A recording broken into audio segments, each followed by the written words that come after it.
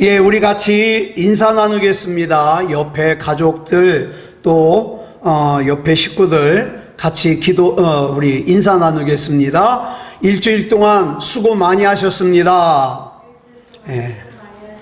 예, 하나님의 은혜로 앞으로도 승리하시기 바랍니다. 자, 이 시간에는 창세기 12장 5절부터 9절 말씀까지 읽었습니다. 은혜 받을 말씀의 제목은 나를 가나안으로 부르신 이유입니다. 나를 가나안으로 부르신 이유. 우리는 지난 시간에 하나님께서 아브라함을 가나안으로 부르셨다는 말씀을 나누었습니다.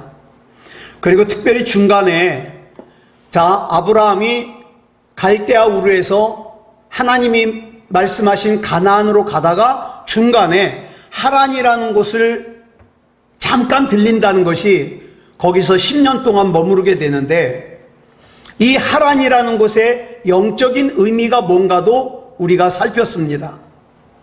이제 그리고 이어지는 오늘 본문 5절을 보면 마침내 아브라함이 하나님께서 약속하신 땅인 가나안에 들어갔습니다. 그런데 그 다음에 이어지는 본문 6절을 보니까 뭐라고 하고 있습니까? 우리 줄친 것만 읽어볼까요? 시작. 아브라함이 그 땅을 지나 세겜 땅 모래 상수리 나무에 이르니. 아브라함이 하나님께서 약속하신 땅인 목적지인 가나안 땅에 도착을 했는데 무슨 일인지 그 땅을 지나가요. 그래서 그 땅을 지나가가지고 세겜 땅 모래 상수리 나무라는 곳으로 가요. 왜 그랬을까요? 지금 이 가나안 땅으로 왔는데 정작 왜 가나안 땅에 도착을 했는데 왜 지나갈까요? 그 뒤에 보니까 이유를 설명하고 있죠. 줄친 것만 시작. 그때에 가나안 사람이 그 땅에 거주하였더라. 지금 아브라함은 하나님만 믿고, 이 아브라함은 지금 이 가나안 땅에 아는 사람이 한 사람도 없어요. 그리고 이 가나안 땅이 어떤 곳인지 알지도 못해요. 그냥 하나님만 믿고 왔어요. 이 가나안 땅에. 그것도 오랜 시간에 걸쳐서 왔어요. 무려 약 700km가 넘는 이 거리를. 그런데 막상 가나안 땅에 도착하고 보니까 이 가나안 땅이 아브라함의 가족만을 위해서 준비된 임자 없는 땅이 아니에요. 도착하고 보니까 하나님께서 아브라함에게 약속하신 땅인 이 가나안 땅에 이미 딴 사람들이 살고 있어요. 가나안 원주민들이 이미 살고 있어요. 그런데 이 가나안에 살고 있던 이 원주민들이 뭐 해먹고 사는 사람들이냐? 유목민이에요. 유목민. 여러분, 유목민의 특징이요, 낯선 사람이 자신들의 경계 안으로 들어오면 굉장히 싫어합니다. 이유가 있어요. 낯선 사람들이 자신의 경계 안으로 들어오면 자기가 자기 가축들에게 먹일 풀이 그만큼 모자르거든요. 그래가지고 자신이 힘이 셀 경우에는 무력을 사용해서 자신의 경계 안으로 들어온 사람을 강제로 쫓아냅니다. 이게 유목민이에요. 그러니 아브라함은 하나님께서 약속하신 인도하신 땅이라 그래서 큰 기대를 가지고 왔는데 막상 도착하고 보니까 딴 사람이 살고 있어요. 그러니 그 땅에 정착하는 것이 쉽지 않다는 것을 이미 한눈에 알 수 있는 땅이에요. 여러분, 이 말씀이 뭘 뜻하냐? 우리는 교회를 나오면서 이 교회에 대한 막연한 환상과 기대가 있습니다. 교회에는 왠지 착한 사람들만 있을 것 같아요. 교회에는 왠지 예수님처럼 다른 사람들의 발을 씻어주는 사람만 있는 것 같아요. 근데 여러분, 우리 솔직하게 한번 얘기해 보자고요. 여러분들이 솔직하게 교회 안에서 만난 사람들이 어떤 사람들입니까? 여러분들 정말 내 코끝을 찡하도록 감동 주는 사람 몇 사람이나 만나보셨습니까? 오히려 나에게 감동을 주는 사람보다 교회 안에서 상처받기가 더 쉬워요. 솔직히. 분명히 하나님께서 명하신 땅이고 하나님께서 약속하신 땅인데 정작 와서 보니까 자기를 환영해주고 자기가 도착하기만을 기다릴 것 같았던 이 가나안 땅에는 뭐예요? 이미 다른 사람이 살고 있어요. 그래서 어떻게 해요? 그 사람들한테 맞아 죽기 싫어가지고 그 땅을 그냥 지나갈 수밖에 없어요. 그래서 그 가나안 땅을 지나서 멈춘 곳이 어디냐? 성경에 보니까 세겜 땅 모래 상수리 나무라고 말씀하고 있어요. 자, 이 뭘까요? 이 세겜 땅에 있는 모래 상수리 나무라는 곳이 어떤 곳이냐? 여기 나오는 이 모래라는 말의 뜻은 히브리어로 이런 뜻을 가지고 있어요.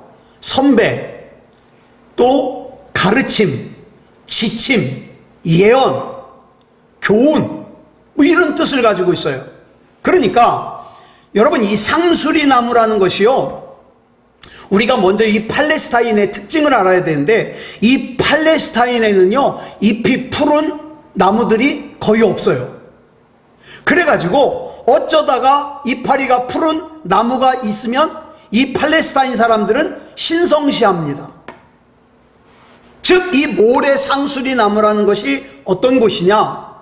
신성시하는 나무예요.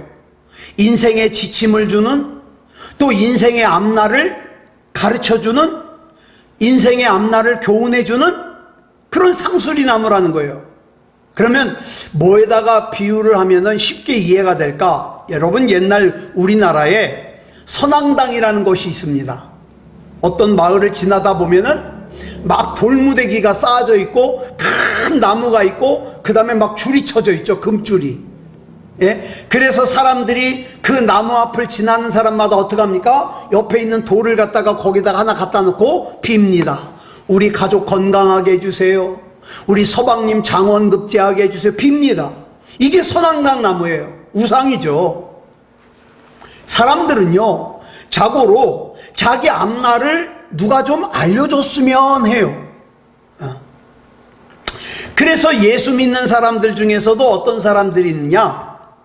예언기도 받으러 다니는 사람이 있어요. 그래가지고 내가 노후에 어떻게 살지요? 내가 몇 살에 장가를 가겠습니까? 몇 살에 시집을 가겠습니까? 심지어는요, 목사님들이 언제쯤이나 우리 교회가 부흥하겠습니까? 그런 거 물어보러 다닌대요. 사람들은요, 이 마음속에 내 앞날을 좀 누가 미리 알려줬으면 좋겠다. 여러분, 어디 모르는 길을 갈 때 그 길을 모르고 가면 힘들어요. 근데 알고 가면 덜 힘들어요. 그러니까 언제쯤 내 인생이 펼까? 언제쯤 내가 잘 살게 될까? 이거 알면, 만약에 그게 10년 뒤라면, 20년 뒤라면, 그래 10년 참자, 20년 참자, 그러고 참을 수 있을 것 같은데 모르고 살라 그러니까 힘든 거예요. 모르고 살라 그러니까. 그래서 예수 믿는 사람들 가운데도 예언기도 받으러 다니는 사람들 많아요. 근데 그다지 바람직하질 못해요. 그런데 호세아서에 보면 사람들이 이 상수리 나무 아래에서 온갖 부도덕한 음란죄를 지었다는 거예요.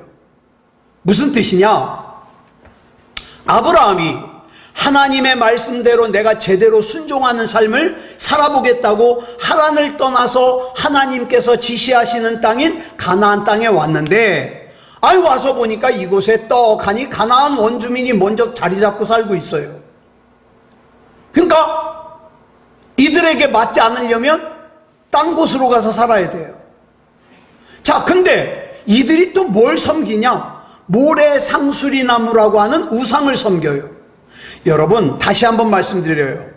여러분들이 교회를 나오면 교회에는 왠지 착한 사람들만 있을 것 같고 예수님을 닮은 사람들만 있을 것 같은데 정작 와서 보니까 술 마시는 사람도 있어요. 담배 피는 사람도 있어요. 싸우고 삐치는 사람도 있어요. 바람 피는 사람도 있어요. 자기가 뭐 있다고 자랑하는 사람이 있어요. 음란한 사람이 있어요. 자기 기분 나쁘다고 성질내는 사람이 있어요. 자기 자기가 뭐 좀 교회에서 일 좀 하고 나면은 막 생색내는 사람이 있어요. 별 이상한 사람들이 많아요, 교회에. 솔직히. 여러분, 저와 여러분이 이 세상에 있는 이 교회에 대한 환상을 버리시기 바랍니다. 여러분, 이 세상에 있는 이 지상교회는요, 완벽한 교회가 아니에요. 그랬는데 이 완벽하지 않은 이 지상교회에 대해서 막연한 환상을 가지고 뭐 괜찮은 사람들, 착한 사람들, 믿음 좋은 사람들만 있을 거야. 그리고 교회에 왔는데 상처를 받게 되면 어떡합니까? 뭐 교회가 이럴 줄 몰랐다느니, 예수 믿는 사람이 이럴 줄 몰랐다느니, 목사가 이럴 줄 몰랐다느니, 장로가 이럴 줄 몰랐다느니, 권사가 이럴 줄 몰랐다느니 하면서 실망할 거예요. 여러분, 100% 실망합니다. 그래서 우리는 신앙생활할 때 이 지상 교회를 보고 또 사람을 보고 하나님을 믿는 게 아니라 뭘로 믿어야 됩니까? 하나님의 말씀을 통하여 하나님을 믿어야 됩니다. 여러분, 눈앞에서 먼저 교회를 차지하고 있는 가나안 사람들이 있어요. 어쩌면 그 가나안 사람들 중에는요, 예수님께서 마태복음 23장 13절에서 말씀하신 외식하는 서기관들과 바리새인 같은 사람들이 있을 거예요. 자기 딴에는 자기가 굉장히 신앙생활을 잘한다고 생각하는데 정작 예수님이 보실 때 이 사람들이 천국문 앞에서, 천국문을 사람들 앞에서 닫아놓고, 왜? 그 사람 때문에 시험 들어가지고 신앙생활을 잘 못하게 하는 거예요. 그래서 천국문을 사람들 앞에서 닫아놓고 자기도 들어가지 않고 다른 사람도 들어갈 수 없도록 방해하는 사람들이 의외로 많이 있더라는 거예요. 그런데 우리가 반드시 알아야 될 것은, 저와 여러분이 영향받아야 될 사람들은 그 가나안에 일찍이 자리 잡고 있는 가나안 사람들이 아니에요. 우리는 누구의 영향을 받아야 돼요? 오직 하나님의 영향을 받아야 돼요. 하나님의 말씀의 영향을 받아야 돼요. 분명히 이 세상의 지상교회 안에는 가나안 사람들 같은 사람도 있을 것이고 모래 상수리 나무 같은 사람도 있을 거예요. 여러분, 다음 주일날 교회 와가지고 한번 쭉 둘러보세요. 가나안 사람들 같은 사람은 누군가? 모래 상수리 나무 같은 사람은 누군가? 여기서 말하는 모래 상수리 나무 같은 사람들이란 교회를 다니긴 다니지만 하나님 말씀을 한 번도 안 봐요. 그리고 어떡합니까? 다른 사람들에게 말을 하는데 그 말이라는 것이 하나님과 전혀 상관없는 교훈을 말하고 하나님과 전혀 상관없는 자기 생각을 말하고, 왜? 하나님 말씀을 보질 않거든요. 듣질 않거든요. 그리고 하나님과 전혀 상관없는 미신을, 하나님과 전혀 상관없는 자기 자랑을 간증하는, 강조하는 이런 사람들이 있어요. 그걸 마치 뭐같이? 하나님 말씀처럼. 여러분, 이런 사람들이 난 참 꼴보기 싫어, 그러니까 난 가나안 떠날 거야, 난 교회 떠날 거야, 그 사람이 어리석은 사람이에요. 왜? 가나안 땅이 그런 줄 몰랐까요? 왜냐하면 이 세상에 있는 지상교회는 어디든지 가나안 사람들 같은 사람들이 먼저 자리 잡고 있어요. 모래 상수리 나무 같은 사람들이 있어요. 혹시 여러분 주위에 여러분이 교회를 떠나고 싶게 만드는 사람이, 그런 마음이 들 정도로 여러분 마음에 들지 않는 미성숙한 사람이 있을지도 모르겠어요. 그런 사람들 때문에 여러분이 복의 근원이 되게 하시겠다는 하나님의 약속이 있는 부르심을 떠나겠습니까? 거절하겠습니까? 그럼 바보죠. 여러분, 그런 사람들의 영향을 받지 말고 어떡합니까? 하나님께서 나를 복의 근원으로 삼아 주시겠다 그러잖아요. 그러면 우리 마음속에 이런 생각을 가져야 돼요. 나는 많이 배우지 못했지만, 나는 많이 가지지 못했지만 하나님께서 나를 복의 근원으로 삼아 주신다니까 내가 하나님께서 주신 그 은혜와 복으로 내 주변에 있는 미성숙한 사람들에게 복의 근원의 덕을 좀 보게 해줘야 되겠다. 이런 생각을 가지고 살아야 된다고요. 여러분, 이것이 바로 저와 여러분을 가나안으로 부르신 하나님의 뜻이에요. 여러분, 하나님께서 아브라함을 가나안 땅으로 인도하신 목적이 뭡니까? 예? 아브라함아, 너 가나안에 가면 네 가슴이 찡할 정도로, 네 코끝이 찡할 정도로 감동을 주는 사람을 만날 거야. 그랬습니까? 그러지 않았어요. 우리 하나님께서 아브라함을 가나안 땅으로 보내신 이유는 그 미성숙한 사람들이 먼저 차지하고 있는 그 가나안 땅에 가서 네가 복의 근원이 되어라, 이 말이에요. 그리고 그 미성숙한 가나안 사람들에게 사랑을 베풀어서, 은혜를 베풀어서, 믿음을 베풀어서 그 사람들로 하여금 하나님의 사람이 되게 하라고 보내신 거예요. 목적을 똑바로 알아야 돼요. 그런데 본문 7절에 보니까 이렇게 말씀하고 있어요. 시작.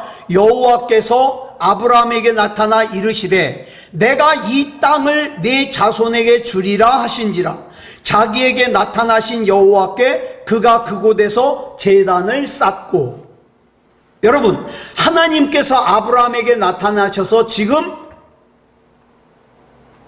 아브라함보다 비록 그 가나안 땅에 먼저 자리 잡고 있는 원주민들이 있지만 하나님께서 그 땅을 아브라함의 자손에게 주시겠다고 약속하셔요. 이 땅이 지금 어떤 땅이라고요?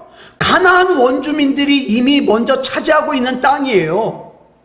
모래 상수리 나무 아래에서 우상을 섬기는 땅이에요.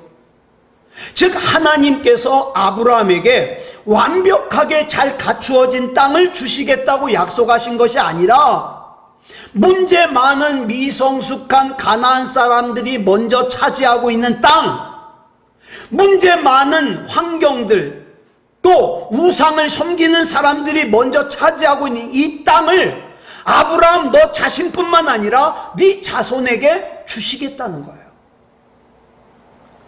그런데 자 보세요. 지금 아브라함의 자손에게 이 땅을 주시겠다 그러는데 지금 아브라함에게 자손 얘기하는 게 참 우스워요. 왜? 아브라함에게 자식이 하나도 없거든요. 아직 자식이 하나도 없는데 아브라함의 자손에게 주시겠다는 거예요. 그렇다면 이 말씀에 대하여 저와 여러분 같으면 어떻게 반응하시겠습니까? 하나님께서 말씀하신 가나안 땅에 와 봤더니 하나님을 모르는 미성숙한 가나안 사람들이 먼저 와서 차지하고 있어요. 모래 상수리 나무 아래에서 우상을 섬기는 사람들이 먼저 차지하고 있어요.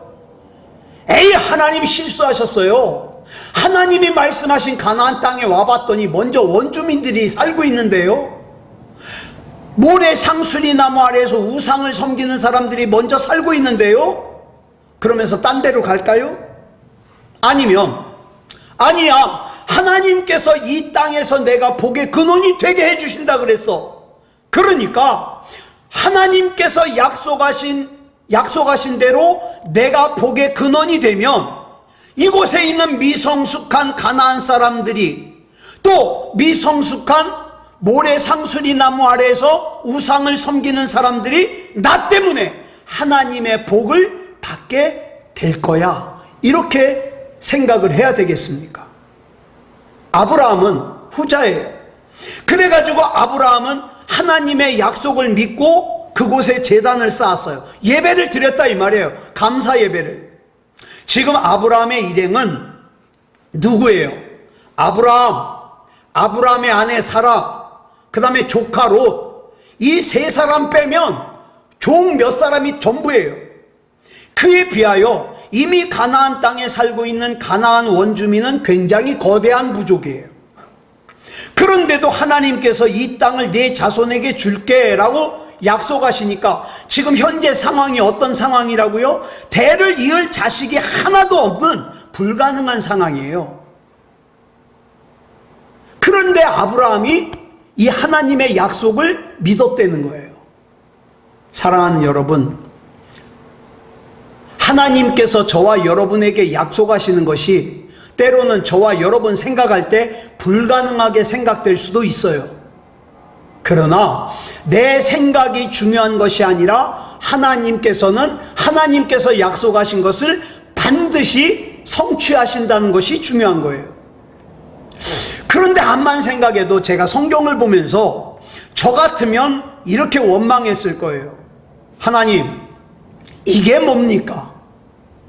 내가 하나님만 믿고 저 700km나 떨어져 있는 고향 땅에서 여기까지 왔는데, 아니 하나님께서 나한테 약속하신 땅이라는 것이 임자 없는 땅이 아니라 떡하니 누군가 다른 사람이 살고 있는 땅인데, 왜 다른 사람이 살고 있는 땅에 나를 여기 보내셨습니까? 아니 그리고 지난 700km를 오다 보니까 임자 없는 땅이 수두룩하던데 왜 하필이면 가나안 원주민이 살고 있는 이 땅이냐 이 말입니다. 저 같으면 그랬을 거예요. 그런데 아브라함은 그런 원망 한마디 없이 하나님의 약속을 믿습니다. 혹시 내가 여기서 살다가 불편하면 저기로 옮기고 또 불편하면 다른 곳으로 옮기면 된다고 생각하십니까? 근데 기억하세요. 이 땅이 하나님께서 나에게 맡기신 가나안 땅이라면 어떡하시겠습니까? 새소망교회가 하나님께서 저와 여러분에게 맡기신 가나안 땅이라면 어떡할 거예요? 여러분의 가족이 하나님께서 여러분에게 맡기신 가나안 땅이라면 어떡하시겠습니까? 여러분 주변에 있는 사람, 근데 참 골치 아픈 사람, 속색이는 사람, 힘들게 하는 사람, 그 사람이 하나님께서 여러분에게 맡기신 가나안 땅이라면 어떡하시겠습니까? 아브라함은 그 가나안 땅을, 그 가능성이 안 보이는 가나안 땅을 자신과 자신의 자손에게 주시겠다는 하나님의 말씀에 감사한 마음으로 단을 쌓았다 그랬어요. 예배를 드린 거예요. 지금 당장에는 이 가나안 땅이 완벽한 장소가 아니지만, 지금 당장에는 내가 처한 상황이 완벽한 상황이 아니지만, 하나님께서 약속하신 장소이기에, 하나님께서 약속하신 상황이기에 나는 하나님이 나에게 가장 좋은 것을 주신 분이라는 걸 믿고 나는 감사하며 예배를 드린다 이 말이에요. 오늘 우리가 살고 있는 현실이 바로 하나님께서 우리에게 주신, 우리가 예배하고 감사해야 될 가나안 땅입니다. 이런 말 있죠. 남이 가진 떡이 더 커 보인다고. 남들은 고생 하나도 안 하는 것 같아요. 나만 힘든 것 같아요. 근데 그 사람 입장 대보세요. 예? 그 사람은 또 자기만 힘든 줄 알아요. 사람들은요 다 자기만 힘든 줄 알아요. 그러니까 우리가 해야 될 것이 뭐냐? 하나님께서 이미 나에게 약속하시고, 하나님께서 이미 나에게 주시고, 하나님께서 이미 나를 인도하고 계시는 이 현실이 하나님께서 나에게 약속하신 가나안이다. 그렇기 때문에 나는 하나님을 예배하고 감사한다. 이것이 중요한 거예요. 제가 만난 사람들 중에 나중에 돈 많이 벌면 신앙생활 잘하겠다는 사람이 있어요. 그 사람에게는 그날이 영원히 안 올 줄 몰라요. 제가 지금 기억나는 사람이 있어요. 전에도 말씀드렸는데 우리 정진웅 목사님이 주은혜 교회에서 목회하실 때 어느 날 한 집사님이 찾아왔대요. 목사님, 제가 노후가 걱정돼서 안 되겠습니다. 그러니까 제가 앞으로 딱 10년만 돈 열심히 벌고 그 다음에 신앙생활 잘하겠습니다. 그러면서 교회를, 신앙생활을 안 하고 어떻게 해요? 막 하루에 일을 갖다가 3가지 4가지를 한 거예요. 그리고 예배를 안 나온 거죠. 그러다가 얼마 뒤에 목사님한테 전화가 왔어요. 목사님, 예 집사님 잘 지내십니까? 그랬더니 이분이 하시는 말씀이, 목사님 제가 몸이 안 좋아서 병원 갔더니 암이래요. 그래서 그 집사님은요, 자기가 얘기한 10년 못 채우고 하나님 나라 가셨어요. 여러분, 영원히 내가 생각하는 그날이 나한테 안 올지 몰라요. 예. 또 어떤 사람은 뭐라 그럽니까? 내가 바쁘지 않고 여유가 생기면 신앙생활 잘하겠다는 사람이 있는데 그날도 영원히 안 올지 몰라요. 어쩌면 지금 현재 여러분의 주변에 여러분을 은근히 힘들게 하는 사람이 있을지도 모르겠어요. 그런데 우리가 기억해야 될 것이 뭐냐? 그 현장이 바로 하나님께서 저와 여러분을 믿고 맡겨주신 약속의 땅이라 이 말입니다. 가나안이라 이 말입니다. 그러므로 하나님의 때를 기다리면서 가나안을 지키면 하나님께서 저와 여러분으로 하여금 복의 근원이 되게 해 주신다 이 말이죠. 우리 하나님께서는 복의 근원인 저와 여러분 때문에 문제 있는 땅들이, 문제 있는 환경들이 고쳐지게 될 걸 바라십니다. 그리고 그 능력을 저와 여러분에게 주신다 이 말이에요. 제가 아는 어떤 교회는요, 어떤 사람이요, 교회 안에 꼴배기 싫은 사람이 있다고 교회를 옮겼어요. 또 어떤 교회는요, 교회 벽을 페인트 칠을 하는데 어떤 사람은 흰색으로 칠하자, 어떤 사람은 밝은 하늘색으로 칠하자, 그러다가 의견 대립이 있어가지고 반대쪽이 나갔어요. 또 어떤 교회는요, 제가 극동방송에서 어떤 목사님 설교를 듣는데 피아노를 갖다가 저기다 놓자 여기다 놓자 싸우다가 교회를 떠났다는 거예요. 여러분, 우리에게는 참 표면적인 이유가 다양합니다. 그런데 가만히 보니까 표면적인 이유는 다양하지만 진짜 이유가 뭐예요? 사람이 싫은 거예요. 사람이 싫으니까 그 사람이 주장하는 페인트도 싫은 거고, 사람이 싫으니까 그 사람이 놓자고 하는 피아노 위치도 싫은 거예요. 그런데 그 사람이 싫어서 교회를 옮기잖아요. 그러면 옮긴 그 교회에 그 사람하고 똑같은 사람 또 있어요. 또 있어. 차라리 내가 지금 있는 이 가나안에서 저와 여러분이 복의 근원이 되어서 사람을 변화시키는 게 빠르다는 거예요. 저는 이 복의 근원 그러면 생각나는 얘기가 하나 있어요. 저는 라디오를 참 좋아했습니다. 그것도 MBC 라디오에서 오전 9시 반부터 시작되는 여성시대라고 하는 프로그램을 참 좋아했어요.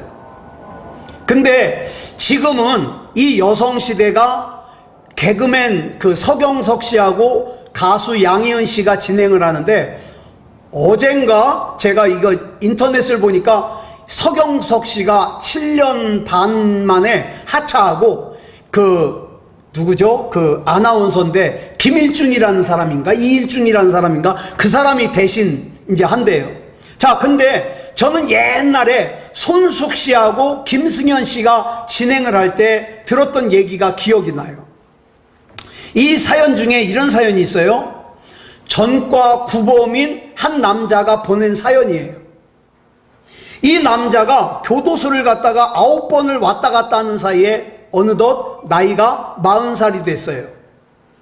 근데 이제 9번째 교도소를 갔다 와가지고 가만히 생각하니까 언제까지 이런 생각을 할 수 있다, 언제까지 이런 생활을 계속할 수 없다고 생각돼서 1990년도에 마지막 9번째로 감옥에 들어갔다 나오면서 이제는 똑바로 살아야지, 이제는 감옥에 가는 일 없어야지, 그러면서 큰 마음을 먹고 공장에 취직을 했습니다.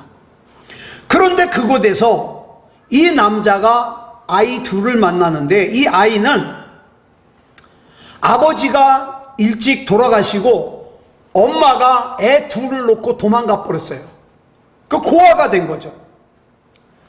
그래가지고 이 두 아이, 한 아이는 나이가 4살, 한 아이는 아이가 2살인데 이 아이 둘을 이렇게 보는데 자기도 지난 9번 교도소를 들락달락하면서 아내와 자식들이 자기를 버렸거든요.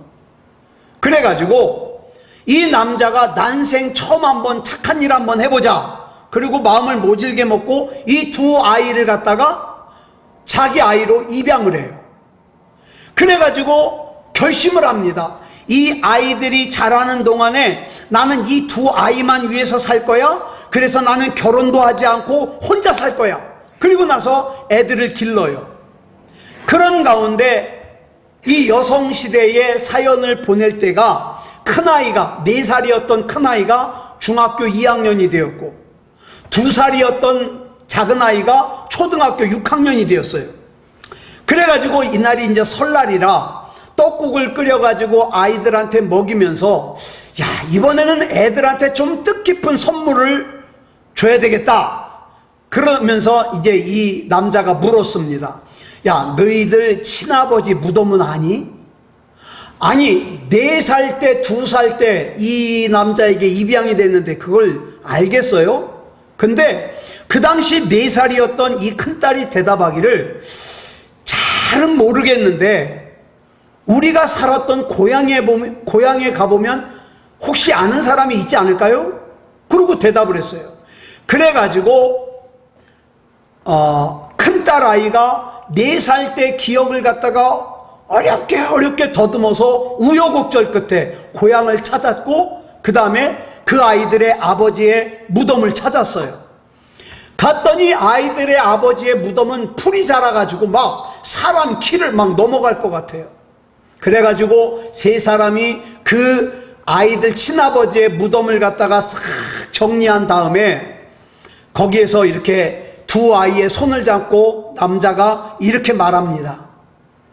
무덤 속에 계신 어른, 내가 참 못된 짓을 많이 한 죄인인데 내가 남은 여생 동안에는 마지막으로 착한 일 한번 해보려고 어르신의 2딸을 내 딸로 입양을 했습니다. 내 친딸같이 정성껏 키울 때니까 걱정하지 마시고 언젠가 천국에서 만나면 우리 기쁘게 만나기로 합시다. 이렇게 얘기하고는 3사람이 막 붙들고 엉엉 울었다는 거예요. 자, 보세요. 교도소를 9번 갔다 온 이 한 남자가 마음을 고쳐먹으니까 복의 근원이 되는 거예요. 이 남자가 복의 근원이 되니까 고아로 자랄 수밖에 없는 2 아이가 정말로 파란만장한 인생을 살 수밖에 없는 2 아이가 사랑받고 자라더라는 거죠. 이게 복의 근원이에요. 네. 그래서 오늘 여러분들이 오늘 예배당에 나와서 같이 예배를 드렸다면 이렇게 얘기를 하려고 그랬어요. 옆 사람 보고. 자, 복의 근원인 내 덕 좀 보시겠습니까? 이렇게 얘기시키려고 그랬어요. 예. 근데 여러분들이 뭐 믿음이 있으면 하시고 없으면 안 하셔도 됩니다. 예. 여러분, 저와 여러분이 누군가에게 건네주는 진심이 담긴 따뜻한 말 한마디, 몸이 아픈 우리 교우들을 위해서 간절한 마음으로 하는 기도 한마디, 이걸 하는 순간 나는 복의 근원이 되는 거예요. 그렇게 살라고 하나님께서는 우리가 필요한 이 가나안 땅에 우리를 보내주신 거죠. 이것을 알기 때문에 아브라함은 가는 곳마다 크고 위대한 업적을 남기지는 못했지만 어땠습니까?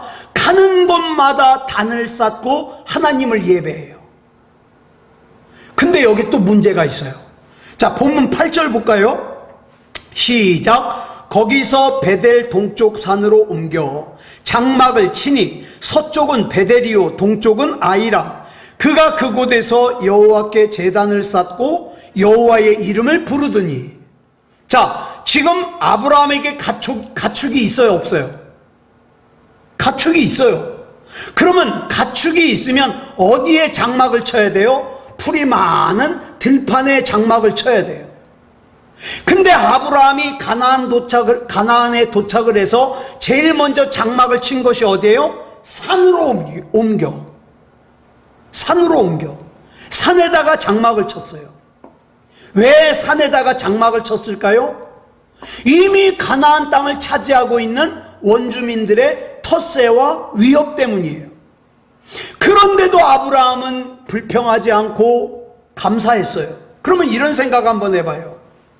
아브라함이 700km가 넘는 거리를 걸어서 가나안 땅에 도착을 했더니 하나님께서 정말 좋은 자리를 마련해 놓으셨고 그 다음에 어때요? 좋은 집도 지어 놓으셨어요. 게다가 거기는 온갖 먹을 것이 풍성해요. 가축이 먹을 것도 많고 사람이 먹을 것도 많아요. 그러면 이후로 아브라함에게 믿음이 필요할까요? 안 필요할까요? 쉽게 이런 거예요. 이창원 목사가 새소망교회에 목회하러 왔는데 새소망교회 목회하러 온 뒤에 이창원 목사에게 어려움이 하나도 없어요. 걱정거리가 하나도 없어요. 그러면 이창원 목사에게 믿음이 필요할까요? 필요 없을까요? 예? 여러분도 경험해 보셨다시피 믿음이 필요 없어요. 그런데 가나안 땅에 도착을 했는데 이미 가나안 원주민이 자리 잡고 있어요. 그래서 원주민을 피해가지고 산에다가 장막을 쳤는데 그것도 언제 공격을 당할지 몰라요. 제가 이번에 이 말씀을 보면서 여러분 본문 9절에 보면 이렇게 나오거든요. 점점 남방으로 옮겨갔더라. 자, 그렇기 때문에 아브라함에게는 하나님이 아니면 안 되는 거예요. 하나님을 믿을 수밖에 없어요. 왜? 하나님이 아니면 언제 이 가나안 원주민이 또 공격해 올지 몰라요. 그쵸? 그러니까 하나님이 아니면 안 돼요. 그런데 본문 9절을 이 9절을 비판하는 입장에서 보면 분명히 하나님께서는 아브라함에게 가나안으로 가라 그랬는데 어떻게 해요?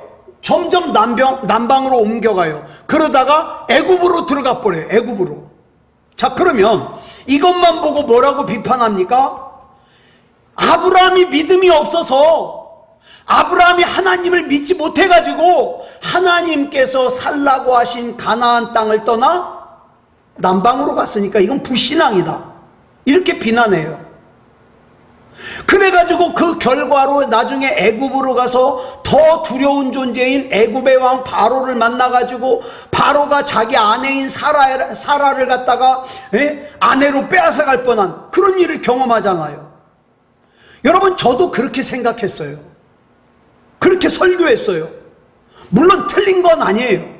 그런데 또 다른 방향에서 생각해 보니까 아브라함이 점점 남방으로 옮겨간 이유는 불신앙 때문이라기보다도 어때요? 가나안 원주민들의 텃세와 위협 때문이에요. 자꾸 가라는 거예요. 나가라는 거예요. 그러면 여기서 우리가 생각해야 될 것이 하나님께서 왜 아브라함을 이렇게 힘든 땅으로 인도하셨을까? 하나님께서는 아브라함에게 믿음다운 믿음으로 체질화되어서 하나님만을 믿을 수밖에 없도록 이끄시기 원하는 거예요. 여러분, 저도 그렇고 여러분도 그런데 걱정거리가 없잖아요? 기도 제목이 없잖아요? 그러면 그 사람 신앙이 엉망진창이 돼버려요. 자기 멋대로 살아버려요.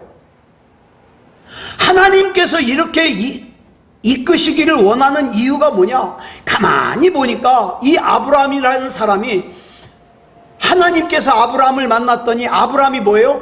박복함, 복이 없는 사람의 대명사예요. 게다가 실패자의 상징이에요. 자식도 없어서 지금 대가 끊어질 것 같아요. 그런데 하나님께서 이 아브라함을 만나셔서 아브라함을 갖다가 믿음다운 믿음을 가지게 만드시니까 그 다음에 어떡합니까?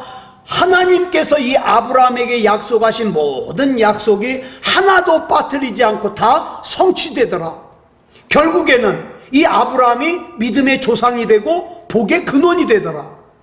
이것이 바로 아브라함이 철저하게 하나님을 믿은 결과다 이 말입니다. 잘 들으세요. 교회 다닌 결과가 아니에요.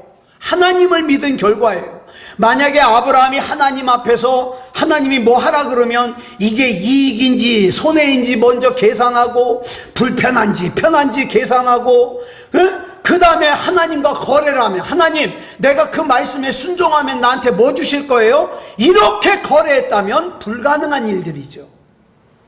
그래서 하나님의 사랑을 받는 아브라함과 같은 저와 여러분의 삶의 현장에 하나님께서 우리가 생각할 땐 어려운 상황인데, 이런 어려운 상황을 하나님을 믿을 수밖에 없는, 하나님이 아니면 안 되는 그런 상황을 우리에게 허락하신 이유가 뭐냐?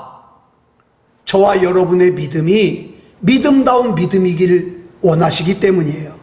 그러므로 우리는 이런 삶의 상황을 만날 때 오히려 하나님께 더 감사해야 돼요. 그리고 그때마다 세상의 방법을 선택하지 말고 사람의 방법을 따르지 말고 하나님의 말씀을 따르는 저와 여러분이 되어야 됩니다. 이렇게 하나님을 믿고 따를 때 하나님의 때가 되면 하나님의 방법으로 하나님께서 반드시 역사하십니다. 여러분, 우리 하나님에게 약점이 있다는 거 아세요? 하나님에게는 크게 3가지 약점이 있습니다. 첫째 약점, 거짓말을 못하세요. 2번째 약점, 한 번 약속하신 것은 취소하거나 파기하지 못하세요. 3번째 약점, 한 번 사랑에 빠지면 헤어나질 못하세요. 이게 3가지 약점이에요. 이 3가지 약점 때문에 하나님께서는 애굽의 왕 바로가 무서워서 자기 아내를 아내라고 말하지 못하는 이복 동생이라고 하는 이 한심한 아브라함을, 또 자기가 힘들게 판 우물을 뺏기고도 한마디도 항의하지 못했던 바보 같은 이삭을, 자기 욕심을 채우기 위해서라면 아버지와 형에게까지 사기를 쳤던 못된 야곱을 끝까지 사랑하시고 약속을 지키신 거예요. 그 외에도 질투에 눈이 멀어가지고 이복 동생을 갖다가 죽이려고 했던, 그러다가 여의치 않으니까 애굽으로 종으로 팔아버렸던 인신매매범이었던 야곱의 10명의 아들들, 또 자기 힘으로 이스라엘을 애굽에서 독립시켜 보겠다고 하다가 애굽의 군인 하나 때려 죽이고 살인자가 돼가지고 미디안으로 도망가서 나이가 80이나 된 쓸모가 없는 모세, 그 외에도 수많은 연약하고 부족한 하나님의 사람들과, 저는요 고린도전서 15장 8절 말씀을 참 가슴에 와닿아요. 바울이 뭐라고 고백을 하냐면, 자기 자신을 맨 나중에 만삭되지 못하여 난 자 같은 내게도 보이셨으니. 여러분, 만삭되지 못한 게 뭐예요? 10달 다 채우지 못하고 나온 거예요. 우리나라에서는 이런 사람을 뭐라 그래요? 여러분, 좀 모자란 사람을 뭐라 그러냐면 팔푼이 그러죠? 이 팔푼이가 뭐냐면 엄마 뱃속에서 10달 다 채우지 못하고 8달 만에 조상한 아이를 팔푼이라 그래요. 팔푼이. 예? 그런 만삭되지 못한 것 같은 이 이창원 목사 같은 사람까지도 하나님이 아니면 안 된다고 하나님만 바라보다가 하나님을 찾으니까 인도해 주시더라, 이 말이에요. 여러분, 1993년도에 나온 책이 있습니다. 이 책인데요, 제목이 하나님은 사랑에 눈이 멀었다예요. 김수경이라는 작가가 쓴 책인데, 여러분, 이렇게 사랑에 눈이 멀은 하나님이 누구예요? 저와 여러분의 하나님이세요. 사랑하는 여러분, 아직도 왜 하나님께서 인도하신 내 인생이라는 가나안이, 우리 가정이라는 가나안이, 나의 사업장이라는 가나안이, 우리 교회라는 가나안이 왜 이렇게 나를 힘들게 하냐고 불평하십니까? 네? 여러분, 가족들 중에 힘들게 하는 가족이 있어요. 아, 왜 이런 가족을 만나게 했냐고 불평하세요? 왜 이렇게 이 사업이 잘 안 되냐고 불평하십니까? 우리 교회는 왜 이렇게 부흥이 안 될까 불평하셔요? 우리 하나님께서는 그 가나안을 통하여 저와 여러분이 하나님이 아니면 안 되는 사람이기를 원하십니다. 누가 이 하나님의 뜻에 반응해서 하나님께서 내게 약속하신 가나안을 끝까지 지켜서 하나님의 약속이 하나님의 때에 하나님의 방법으로 성취되는 것을 목격하는 복의 근원으로서의 삶을 사시겠습니까? 아무쪼록 교회만 왔다 갔다 하지 말고 하나님이 인정하시는 복의 근원으로서의 삶을 사는 저와 여러분이 다 되시기를 그리스도 예수님의 이름으로 축복합니다. 기도하겠습니다. 사랑의 아버지 하나님, 감사합니다. 하나님의 은혜 가운데 여기까지 왔습니다. 물론 내 인생이 여기까지 오는 동안에 내가 살고 있는 이 환경보다 내가 원하는 다른 환경이 있었습니다. 그러나 하나님께서 지금 이 순간까지 나를 인도하심으로 때로는 왜 내가 힘들어야 되는지, 내가 어려워야 되는지 이유를 알 수 없어서 원망하고 불평할 때도 있었습니다. 그러나 하나님, 실수가 없으신 하나님, 나를 사랑하시는 하나님, 나에게 가장 좋은 것을 주시기를 원하시는 하나님이시라는 것을 의심하지 말고, 나를 지금의 가나안으로 보내신 하나님의 뜻이 분명히 있다는 걸 기억하고 믿음다운 믿음으로 살게 하여 주시옵소서. 하나님, 나는 하나님 것입니다. 나는 하나님 것이니까 하나님의 것인 나는 하나님께서 책임져 주시옵소서. 모든 것을 우리 주님 앞에 맡겨드리오며 그리스도 예수님의 이름으로 간절히 기도드렸사옵나이다. 아멘.